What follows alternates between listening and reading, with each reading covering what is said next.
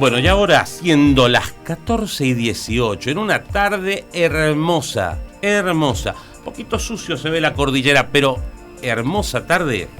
Les cuento que está nuestro próximo invitado ya con nosotros. El señor José Octavio Bordón. Un político, sociólogo, diplomático, docente universitario argentino. Ex gobernador de Mendoza, ex diputado y senador. La verdad que es un genio de la política quien tenemos hoy para entrevistar. José Octavio, buenas tardes. Daniel Palacio te habla. ¿Cómo estás? ¿Qué tal, Daniel? Un gusto. Y aquí viendo también nuestro jardín cómo se van poniendo rojas y amarillas junto con los verdes, algunas de las hojas. Qué bonito que es eso. Bueno, te cuento, está conmigo Pablo Núñez. Y bueno, es un gusto tenerte al aire. Es una entrevista que queríamos hacer en este lanzamiento de ciclo. Y vamos a empezar a hacerte unas preguntas que vamos a ir al hueso directamente. Una consulta: ¿cómo se construye el peronismo en Mendoza teniendo en cuenta que la sociedad le ha dado la espalda a las urnas?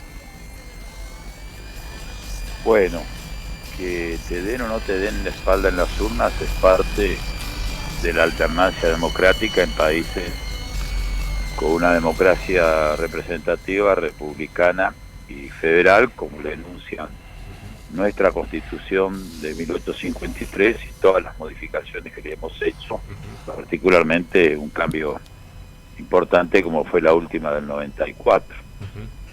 Así que eso es parte de la vida política. A mí me tocó, yo como sabes llevo años ya que no participo ni de la vida electoral ni de la vida partidaria, lo cual no quiere decir que me haya alejado de las políticas públicas, ni del análisis, ni de la preocupación de los problemas por el país, pero la verdad es que llevo ya muchos años sin esa presencia que fue muy intensa durante casi toda mi vida, de los 16 años hasta casi los 70, digamos. Fíjate que no por hablar de uno, pero para recordar una situación, en 1985, yo era diputado nacional, pero no era parte de la conducción partidaria de Mendoza. Perdió el justicialismo, al igual que lo había hecho en el 83. Creo que fue la peor derrota histórica en Mendoza y una de las peores del país, 53-26, no recuerdo mal, la elección de medio término. Al día siguiente, yo era muy joven, tenía ya un sector político dentro del partido de la Renovación, sí, y planteé la decisión de ser candidato a gobernador en el 87, y el compromiso público de que bajo ningún punto de vista iba a cambiar esa candidatura por buscar mi reelección como diputado en el 87. Tenía un mandato de 4 años, ¿correcto? Y bueno, finalmente, frente a las dudas que muchos tenían, logramos triunfar frente a un candidato que lo recuerdo con cariño, lamentablemente ya no lo tenemos, que es Raúl Baglini contra González, y logramos ganar casi 10 puntos de diferencia, casi 50% de los votos sacamos. Sí, hicimos un cambio espectacular. Y recuerdo tres frases que fueron de alguna manera el criterio sobre los sentidos, los significados, sobre el cual organizamos aquella campaña, que tenía que ver con lo interno, pero sobre todo con la provincia, porque si uno cuando hace política solamente mira para adentro, puede ser que tenga un éxito electoral, pero seguramente fracasa en la gestión del gobierno. Después le pudo ir lo mejor o peor, pero lo primero es eso para mí. Y lo primero que fue lanzar una campaña que decía un justicialismo para volver a creer, que de alguna manera era reconocer los errores que sobre todo en el 75 habíamos, y parte del 76 hasta que vino el golpe, habíamos cometido, y que en la democracia la verdad la tiene la gente cuando vota. Podrá votar algo mejor o peor, pero digamos no hay que enojarse cuando uno pierde una elección limpia. Por lo tanto, la primera decisión fue no enojarnos con Alfonsín, que nos había ganado legítimamente, y tratando de articular en su propuesta las banderas de justicia social con las banderas históricas de la visión democrática del radicalismo. O sea que cerró una etapa muy deteriorada para el radicalismo, que no había podido ganar sin proscripciones ninguna elección desde 1930 en que voltearon a don Hipólito Yrigoyen por un golpe militar. Segunda frase fue el justicialismo de los mendocinos, que esto no significaba hacer el justicialismo exit, claro, o el Mendoza justicialismo exit, sino siendo parte de un país del cual estamos orgullosos con todos los problemas que tenemos, porque es nuestra casa la que queremos, más allá de los defectos, y sin negar del justicialismo la necesidad de construirlo de nuestras propias necesidades, por supuesto, con una visión nacional, pero que estuviera enraizada. El último no fue ninguna frase especial, fue arriba Mendoza. Entonces yo creo que eso, y lo acompañamos, como decíamos, caminando desde el mismo 83, más de 100.000 kilómetros, visitamos gente y hablamos y escuchamos, ¿no? Sí. Yo creo que es la única manera. O sea que las derrotas anteriores no te marcan la garantía de derrotas futuras. Claro.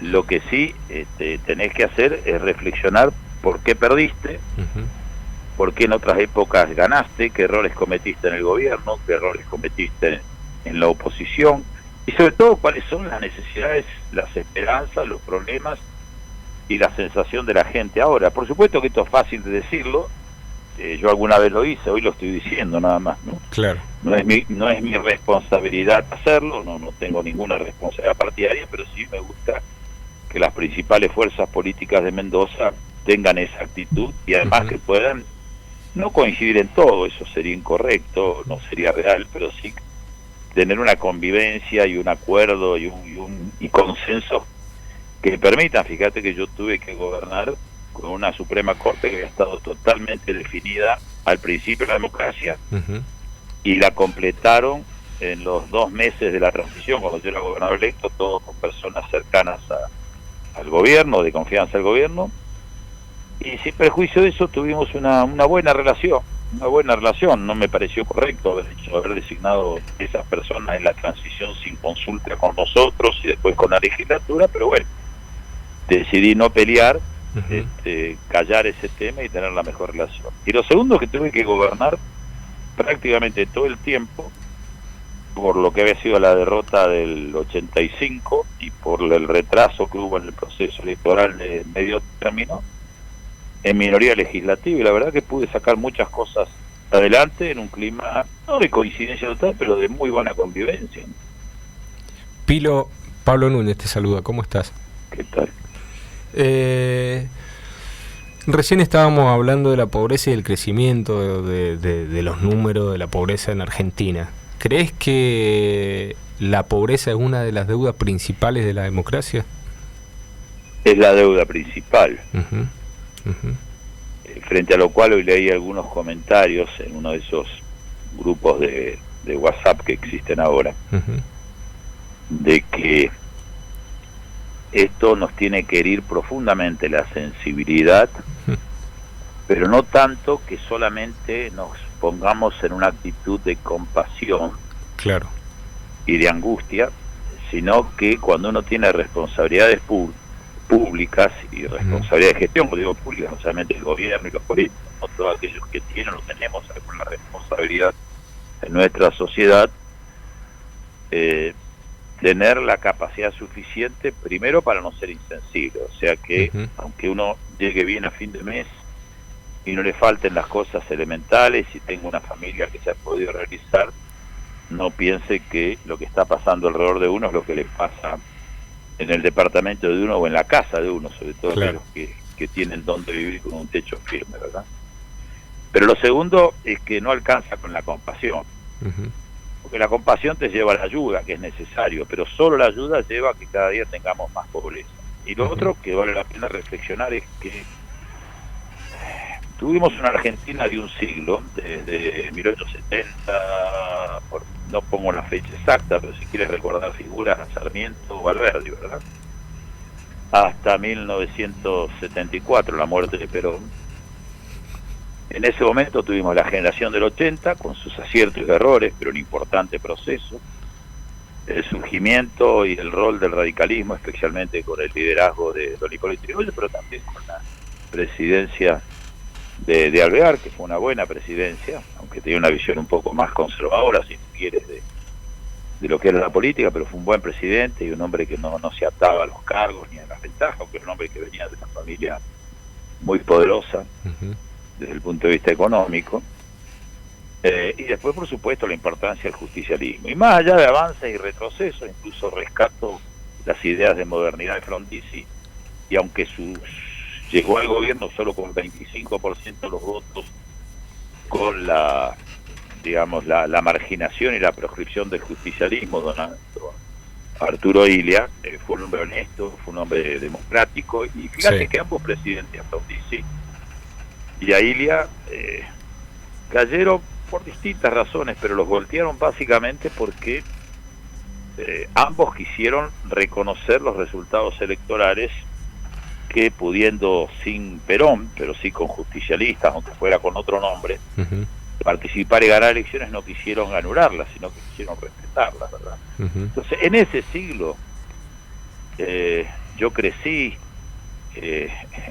después del 45, y me hice adulto y profesional y padre de familia hasta ese 1974.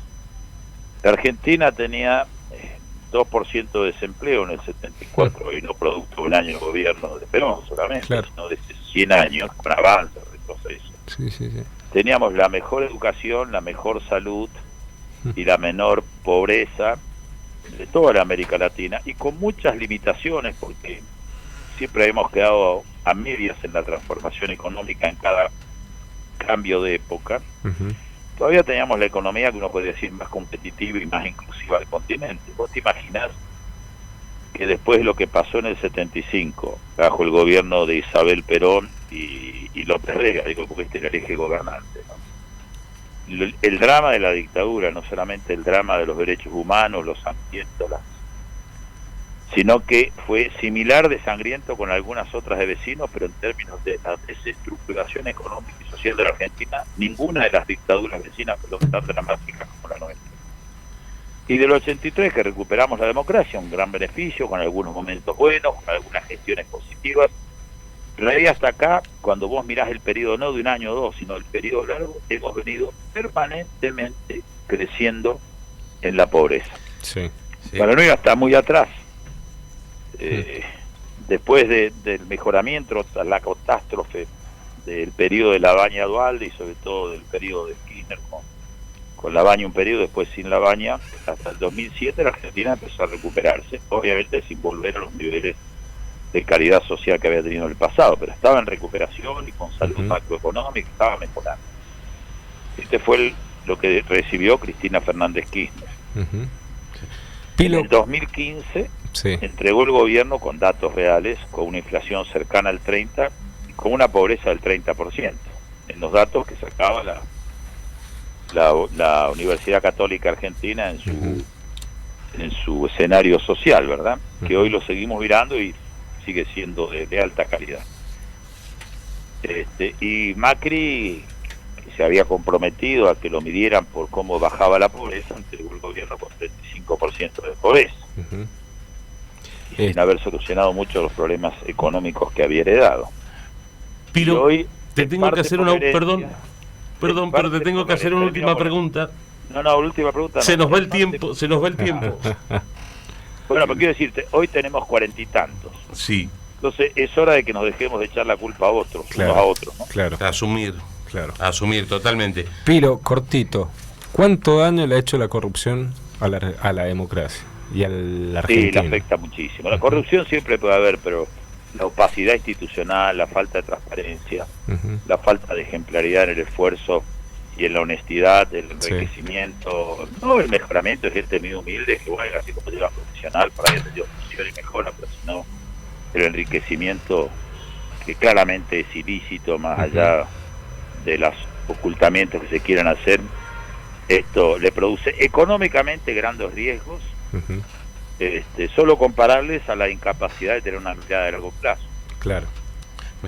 Pilo, muchísimas gracias por tu tiempo. Tenemos que hacer paso a los títulos y ya se nos ha escapado el tiempo. Si no, es que un placer. Parecía que estaba tomando partido por un lado u otro. No. Pero lo que no tengo duda es que hemos sido incapaces de reconstruir esa Argentina inclusiva. Todo un y que todos tienen algún grado de responsabilidad, mayor o menor en esto, digo, los que la han gobernado y los que tienen responsabilidades empresarias, sindicales, académicas y políticas, ¿no? Pilo, muchísimas gracias por tu tiempo. En breve vamos a estar hablando de nuevo. ¿Por qué? Porque yo sé que hay Pilo Bordón para rato dentro de la política y va a valer la pena saberlo. Así que desde ya te digo muchísimas gracias. Nos tenemos que ir a la tanda y en breve vamos a estar comunicándonos de nuevo. Un abrazo. Un abrazo grande, que estés muy bien. Con nosotros, el Pilo Bordón.